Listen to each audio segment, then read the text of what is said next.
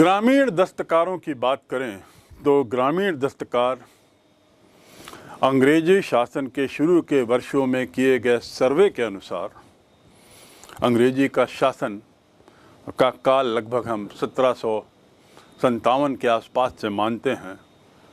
Battle of Plassey के युद्ध के बाद से उस समय जो प्रारंभिक दौर में जो सर्वे किए गए उसमें ऐसा पाया गया कि मराठा के गांव में दस्तकार की तादाद बड़ी अच्छी थी, यानी इस तरह के कार्य करने वाले, अन्य कार्य करने वाले कृषि को छोड़ ऐसे लोगों की संख्या पर्याप्त थी।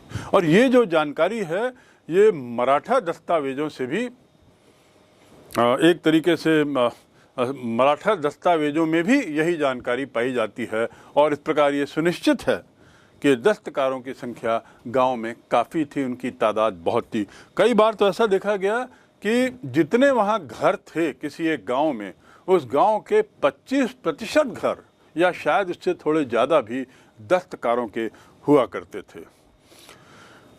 अलग अलग उत्पादन कार्यों में अलग अलग दस्तकार थे और इस प्रकार अलग अलग दस्तकार अलग अलग कार्य करने वाले, उदाहरण के लिए बर्तन बनाना, उनको मिट्टी के बर्तन को पक्का करना, रंगरेजी करना, कुछ उसमें कपड़ों में छपाई करना, लकड़ी का काम करना, चमड़े का काम करना, कृषि कार्यों से जुड़े औजारों को बनाना, उसका निर्माण करना, उसकी मरम्मत करना। तो ऐसे जो सब अलग अलग कार्य करने वाले जो दस्तकार थे, इनके बीच की जो लेन देन थी, ये लेन देन जिस तरह से होता था, ये उस गांव का बड़ा रोचक पहलू हो सकता है। और इस बात को सभी विद्वानों ने माना है कि ये जो विनिमय इनके बीच में हुआ करता था, एक वस्तु को देने के बदले दूसरी वस्तु को लेना और इस प्रकार अपनी आवश्यकता की पूर्ति स्थानीय साधनों से ही, स्थानीय सामानों से ही कर लेना, ये बड़ा रोचक रहा होगा। अर्थव्यवस्था कृषि प्रधान थी, ये तो हम जानते हैं। कृषि प्रधान अर्थव्यवस्था, लेकिन कृषि कार्यों से जुड़े हुए लोग, कुछ कारीगर थे, कुछ शिल्पकार थे और उनके बिना ये सब संभव ही नहीं हो पा रहा था। यानी खेती के काम में इन लोगों की महती आवश्यकता होती थी, इन काश्तकारों की, इन अन्य कार्य करने वाले लोगों की। कृषि के अलावा अन्य घरेलू आवश्यकताएं भी इन्हीं के माध्यम से पूरी होती थी। किस तरह की घरेलू आवश्यकताएं? जैसा मैंने शुरू में बताया, लकड़ी का काम, मरम्मत का काम, मकान की कुछ दिक्कतों का काम, साथ ही बर्तन, मिट्टी के पक्के बर्तन बनाना, ईंट बनाना आदि आदि। तो ये इसके लिए हर गांव में ये जरूरी था कि ऐसे दस्तकार पर्याप्त हों और इस बात के प्रूव्ड उदाहरण हैं कि दस्तकार हर गांव में काफ़ी फैले हुए थे और स्थानीय आवश्यकताओं को वहीं पूरा कर लिया जाता था। इस प्रकार भिन्न भिन्न उत्पादन कार्यों में लगे लोगों के बीच जो संबंध स्थापित होते थे लेन देन के माध्यम से, जैसा मैंने कहा कि एक बड़ा रोचक रहा होगा, लेकिन साथ ही ये बड़ा कॉम्प्लेक्स भी था। ग्रामीण जीवन में ग्रामीण समुदाय एक दूसरे के साथ काफ़ी जुड़ा हुआ था इस विनिमय प्रणाली के कारण, एक दूसरे की ज़रूरतमंद ज़रूरतों को पूरा करने की प्रथा के कारण।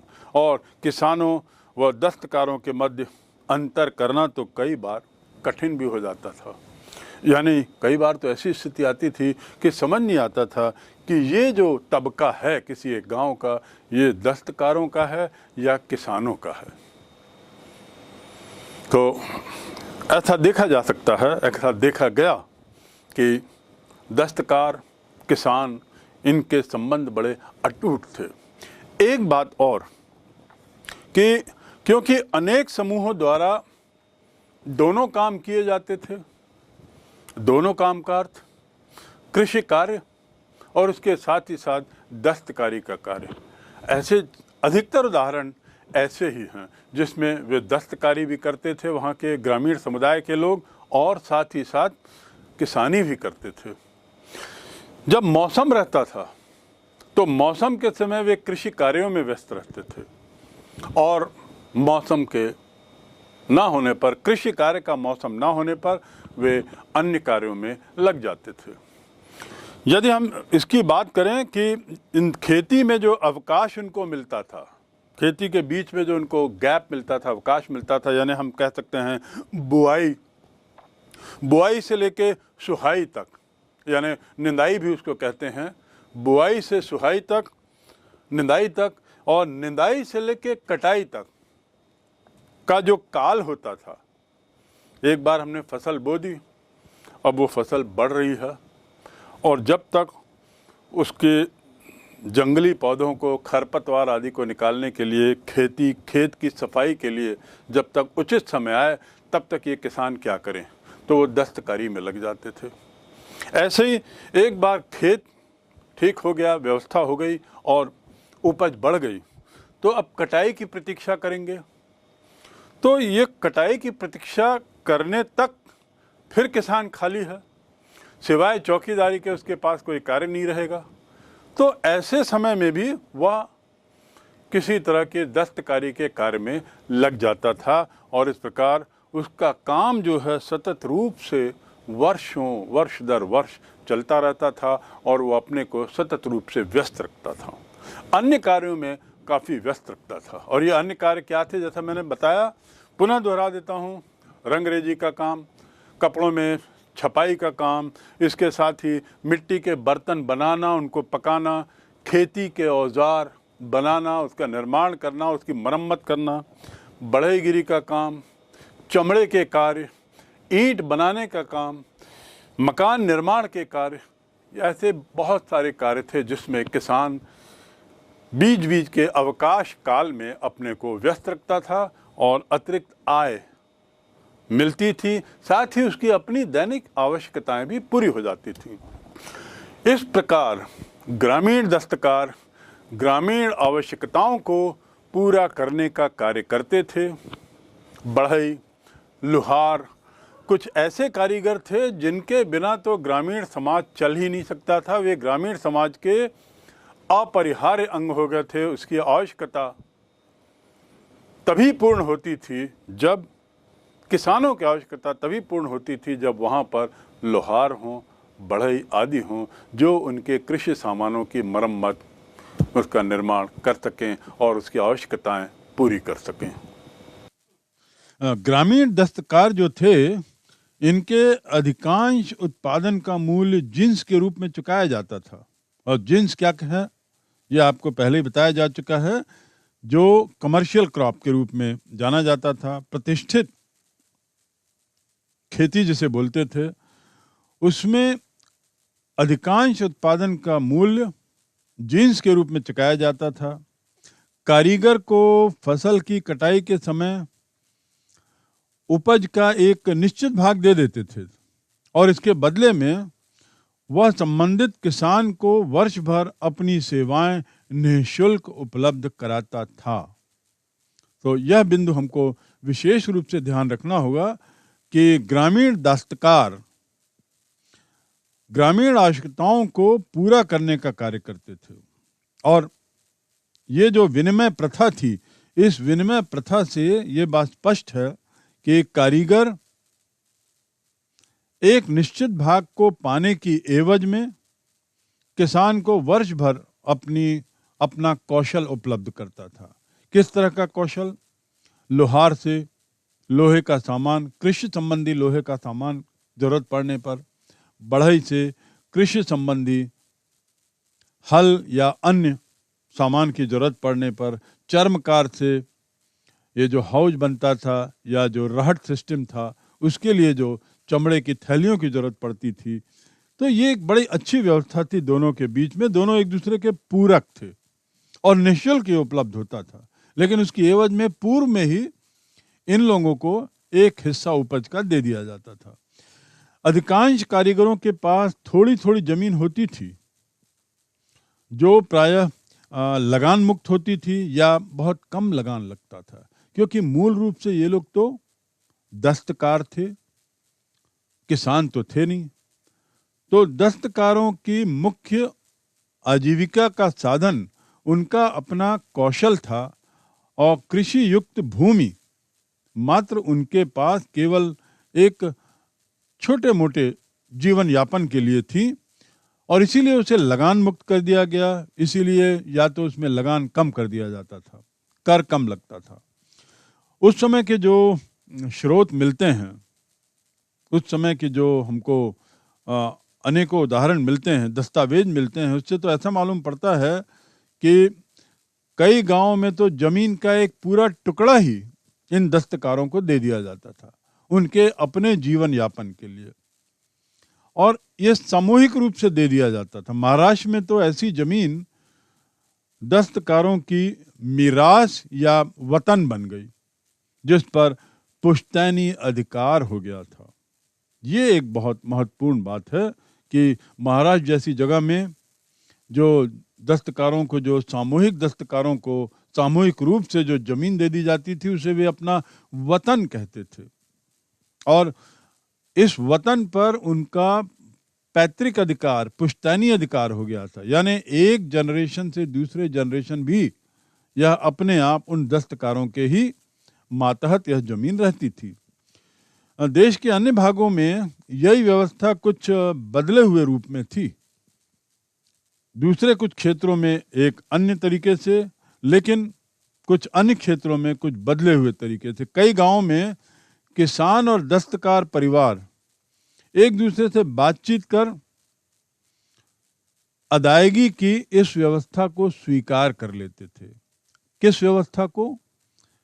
कि आपको हम प्रारंभ में एक मुश्त उत्पादन का एक हिस्सा देंगे, खाद्यान्न उत्पादन का, उसकी एवज में आप हमें वर्ष भर निःशुल्क सेवा देंगे अपने कौशल की।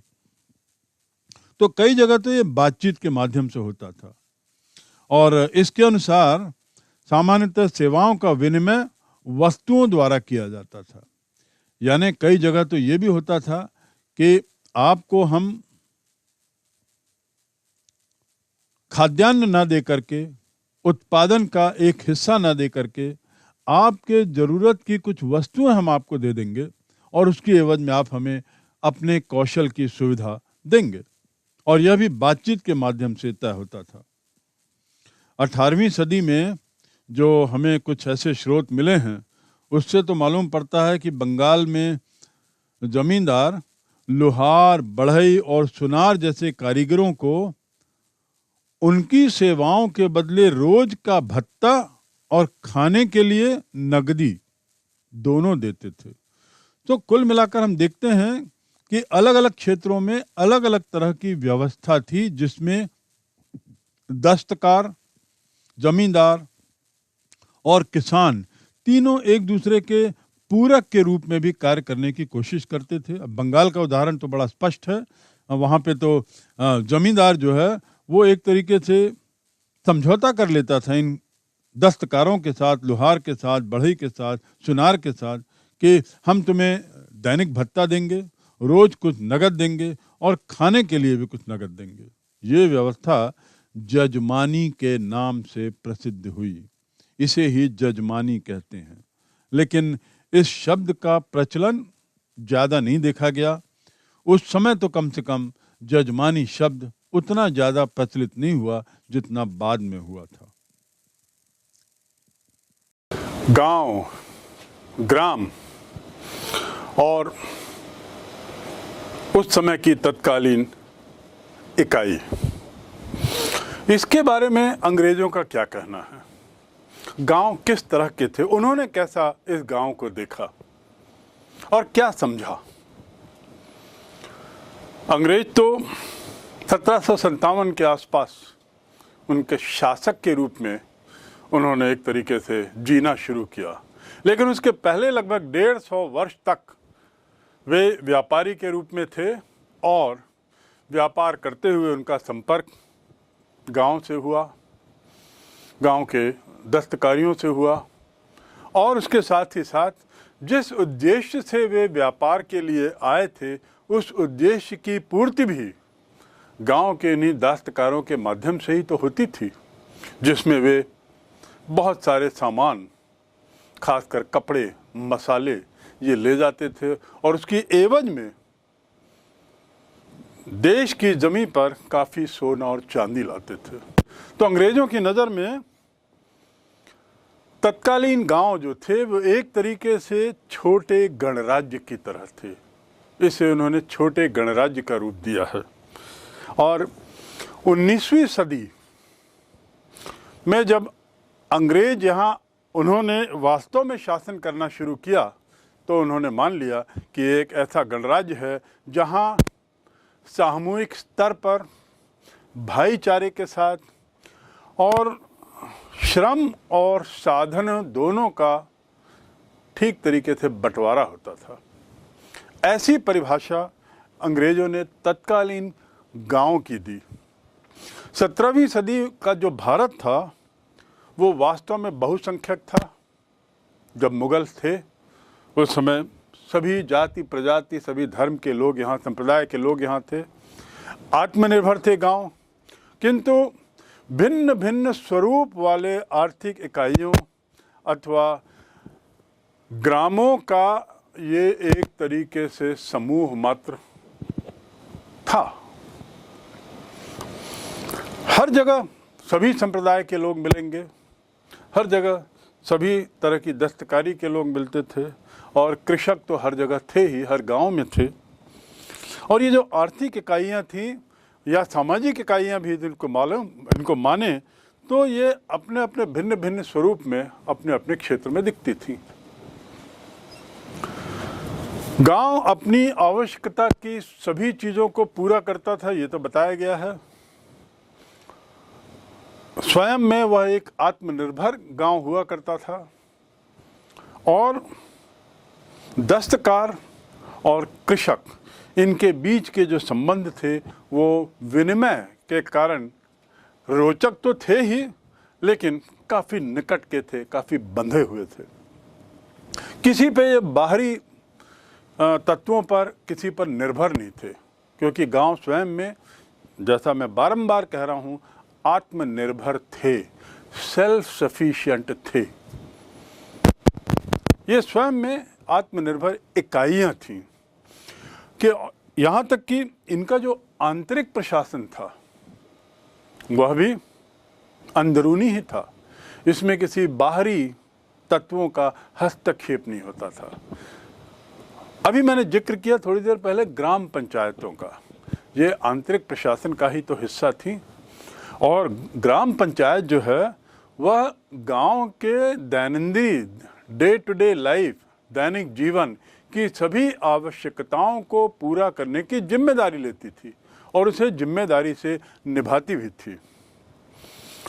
वस्तुओं का उत्पादन, खाद्यान्न का उत्पादन, वस्तुओं का निर्माण, ये सब भी ग्रामीण स्तर पर ही, स्थानीय स्तर पर ही हो जाया करता था। इस प्रकार गांव का जो समुदाय था वह अपने में स्वयं ही पूरी तरह से निर्भर था और अपना बड़ा स्वतंत्र अस्तित्व उसने बनाए रखा था। तत्कालीन समुदाय की बात कर रहा हूँ, 17वीं, 18वीं, 16वीं शताब्दी के आसपास की, जब ये आर्थिक रूप से बिल्कुल स्वतंत्र यूनिट थे, आर्थिक रूप से स्वतंत्र इकाइयाँ थीं, प्रशासनिक रूप से भी ये स्वतंत्र थे क्योंकि बाहर किसी तरह की दखलंदाजी नहीं थी। इसी बात पर ये बताना गलत नहीं होगा कि ग्राम स्वयं अपना खाद्यान्न उत्पन्न कर स्वयं अपने रोजगार बनाता था, स्वयं अपने औजार भी बनाता था, उसके साथ ही दैनिक आवश्यकताओं के लिए स्वयं कपड़े भी बुनता था, स्वयं कपड़े बनाता था, घरेलू बर्तन का निर्माण भी वही करता था और इस प्रकार बाहरी संसार से उसका केवल कुछ ही मामलों में ताल्लुकात था। बाहरी संसार पर वह केवल कुछ ही बातों पर निर्भर था और वह था नमक, मसाले, विभिन्न तरह के आभूषण और उसके साथ ही साथ जो विभिन्न त्योहारों में, विभिन्न पर्वों में सुंदर, अच्छे दिखने वाले वस्त्रों के निर्माण, इसको, इन चीज़ों के लिए वह बाहर झांकता था और दूसरी दुनिया पर, गांव के परे की दुनिया पर आश्रित रहता था। यह जो वक्तव्य है, यह प्रसिद्ध इतिहासकार इब्सन का है, जिसने गहन अध्ययन किया है भारतीय इतिहास का और तत्कालीन समाज का, और उस पर इसने अपनी ये टिप्पणी दी है। यही कारण है जिससे ये स्पष्ट हो जाता है कि अंग्रेजों ने जो इसे छोटे गणराज्य के रूप में देखा, इन ग्रामीण इकाइयों को, आखिर क्यों? राजनीतिक रूप से, प्रशासनिक रूप से, आर्थिक रूप से और सामाजिक रूप से स्वतंत्र इकाइयां जो किसी अन्य पर निर्भर नहीं हों, ये एक छोटे गणतंत्र का ही तो उदाहरण थी। छोटे गणराज्य की यदि बात करें तो हम यदि बहुत गहराई से समझने की कोशिश करें, बहुत गहराई से अध्ययन करें, तो ये बड़ा स्पष्ट हो जाएगा कि इन तथाकथित छोटे गणराज्यों अर्थात गांव में सामाजिक समानता तो विद्यमान थी ही नहीं। पूर्व में भी बारंबार जिक्र किया गया है कि समाज का एक बहुत बड़ा तबका निम्नहीन दृष्टि से देखा जाता था। संपत्ति का स्वामित्व भी व्यक्तिगत था और वह भी ऊपर के काश्तकारों तक सीमित था। जाति एवं लिंग के आधार पर भी समाज में अनेकों असमानताएं थीं। लिंग के आधार पर भी असमानताएं विद्यमान थी। गांव के जितने भी प्रभावशाली और शक्तिशाली लोग थे, जो उच्च तबके के थे, जो अमीर थे, जो ऊंची जाति के थे और सम्माननीय थे, इन लोगों का तो दबदबा था ही। कमजोर वर्ग अपने को बहुत ही शोषित महसूस करता था। उन्हें बारंबार शोषण का शिकार होना पड़ता था और इसी की परिणति थी जिसका जिक्र मैंने पूर्व में किया है, जहां पर हम पाते हैं कि महाराष्ट्र और कोंकण के क्षेत्रों से कई ऐसी अर्जियां ग्राम पंचायत में इन निम्न तबके की जाति पंचायत के माध्यम से दी गई थी, जिसमें यह अपेक्षा की जाती थी कि उनके साथ कर संबंधी मामलों में या किसी अन्य विवाद में न्याय हो। कई बार तो पंचायत का फैसला भी उनके पक्ष में होता था, चाहे अपराध, चाहे गड़बड़ी, चाहे किसी तरह का विवाद का कारण उच्च वर्ग के लोग ही क्यों न हो। उल्लेखनीय है कि जिस काल की हम बात कर रहे हैं, उस काल में मुद्रा का प्रचलन बढ़ने लगा, काफी बढ़ा। विनिमय प्रथा थोड़ी कम हो गई थी और मुद्रा का प्रचलन बढ़ने लगा था। इसका एक कारण तो ये भी था कि सरकार या राज्य अब कर लगान नियमित रूप से लेने लगा था और इस मुद्रा के बढ़ते हुए प्रचलन के कारण भी गांव का जो स्वतंत्र अस्तित्व था, जो एक इंडिपेंडेंट आइडेंटिटी थी, जो एक अलग उनकी इकाई थी, वह भी अब छिन्न भिन्न होने लगी थी, वह भी टूटने लगी थी। और आगे इसका क्या हर्ष होता था, क्या हुआ, ये आज हम सब लोग जानते हैं।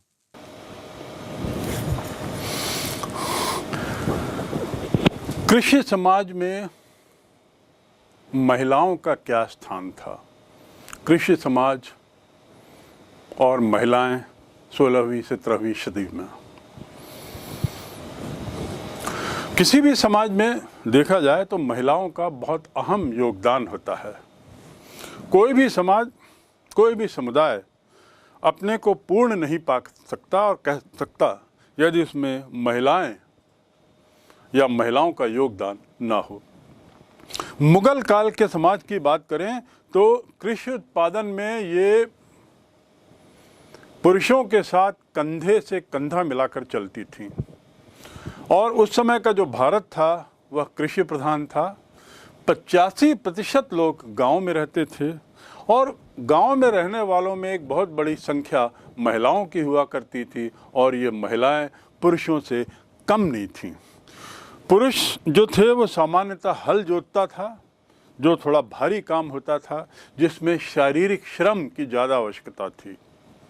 महिलाएं रोपाई, निदाई और साथ ही कटाई में ज़्यादा अपने को व्यस्त रखती थीं। तो इस प्रकार एक बार हल चलाने के बाद मूल रूप से फसल के कटने तक महिलाओं का उसमें काफ़ी योगदान होता था कृषि उत्पादन में।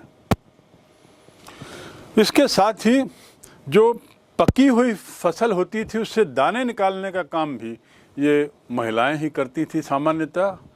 तो हम देख सकते हैं कि तत्कालीन समाज में महिलाओं का स्थान पुरुषों के बराबर ही था।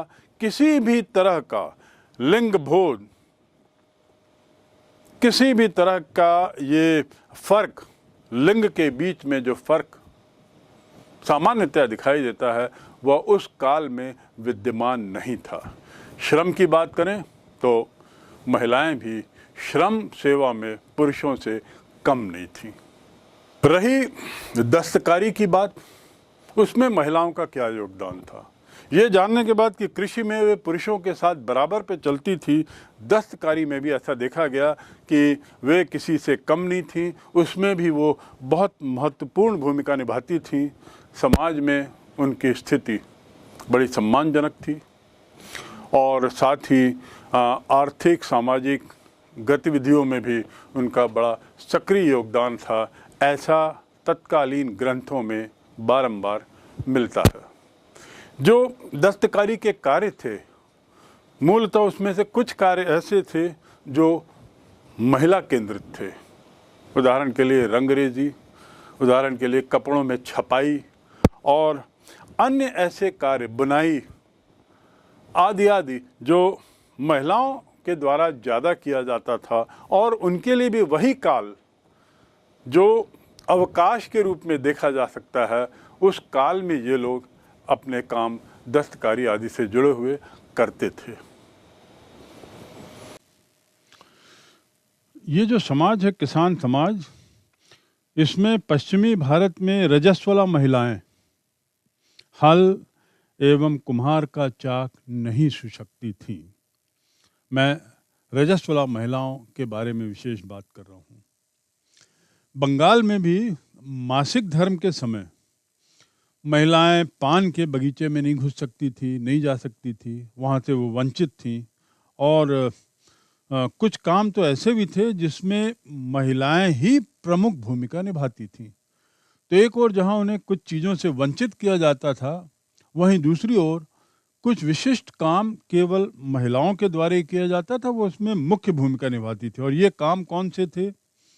जैसे सूत काटना, बर्तन बनाने वाली मिट्टी को साफ करना, फिर उस मिट्टी को गूंथना और बर्तन के बनाने लायक कुम्हार के लिए बनाना, कपड़ों पर कढ़ाई आदि का काम। साथ ही साथ महिलाएं जरूरत पड़ने पर नियोक्ताओं के घर और बाजार भी जाती थीं। कुपोषण, वह बार बार मां बनने के कारण प्रसव के दौरान मृत्यु की वजह से शादीशुदा महिलाओं की संख्या में कमी आई थी। ये बड़े दुर्भाग्य की बात थी। कई संप्रदायों में तो शादी के लिए दुल्हन की कीमत भी अदा की जाती थी। विधवा, तलाकशुदा महिलाओं को यद्यपि विवाह करने की अनुमति थी। घर का जो मुखिया हुआ करता था वह सामान्यतः पुरुष होता था, मर्द होता था। एक और पहलू भी था समाज का महिलाओं के संबंध में कि बेवफाई के शक पर महिलाओं को बड़ा कठोर दंड दिया जाता था। पश्चिम भारत में तो कुछ ऐसी दरख्वास्तें मिली हैं जिसमें महिलाओं ने पंचायतों से न्याय मांगा है। ऐसे कई उदाहरण मिले हैं, ऐसे कई आवेदन मिले हैं जिसमें महिलाओं ने पंचायतों से न्याय भी मांगा। इसमें पति की बेवफाई और पति के द्वारा परिवार पर सर्वोचित ध्यान न दिए जाने का आरोप लगाया गया। ये शिकायत की गई कि ये पति हम लोगों पर ठीक से ध्यान नहीं दे रहा है या शायद बेवफा है। और इन आरोपों के पत्र के उदाहरण पश्चिम भारत में मिले हैं। हिंदू और मुस्लिम महिलाओं को जमीन बेचने और गिरवी रखने का भी अधिकार था। यहाँ तक कि बंगाल में कुछ महिलाएं जमींदार भी थीं।